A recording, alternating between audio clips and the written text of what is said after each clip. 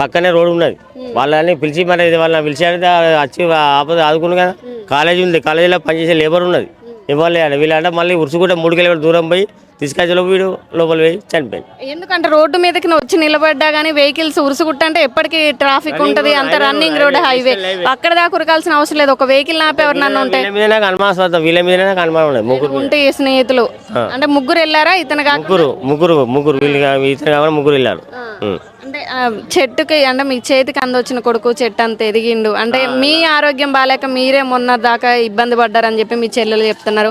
ఇవాళ మీ అబ్బాయి ఇట్లా అయిపోవడం అసలు చాలా బాధాకరంగా ఉన్నాం మేడం. వాడిని మళ్ళీ గులాబీ పూల పెట్టుకొని చదువుకుని నేను ఆటో డ్రైవర్ని అయినా కూడా వాడిని కొట్టలేదు, తిట్టలేదు. వాడిని చదువుకున్నా. మొన్న 7th 10th ఎగ్జామ్ కూడా రాసిండు, మంచి బందోబస్తున్నాడు. ఓకే డాడీ అన్నాడు, ఓకే డ్రెస్ కొనిచ్చినా మంచిగా ఉన్నాడు, మంచిగా చేసిండు.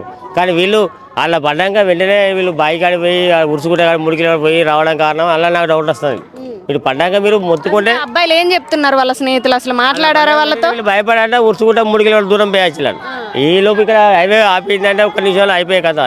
వెళ్ళనే కాపాడు ఇది చెప్పలేకుండా అనవసరంగా పోయి గురుసుకుంటే పోయితే 3 కిలోమీటర్లు పోయాక 6 కిలోమీటర్లు వాడు అల్లని తాగి నీళ్ళు తాగిన ముక్కుల ముసమరగా చనిపోయి. మీకైతే అనుమానం ఉంది? అనుమానం వాళ్ళ ముగ్గురు మీద అనుమానం ఉన్నది నాకు. పోలీసులే చెప్పారా ఇది ఈ మాట? పోలీసులు వాళ్ళ ఓనర్ నాకు ఫోన్ చేసి చెప్పాడు, మీ అబ్బాయి బాయ్ ఎందుకు డ్యూటీకి వచ్చింది కదా మా అబ్బాయి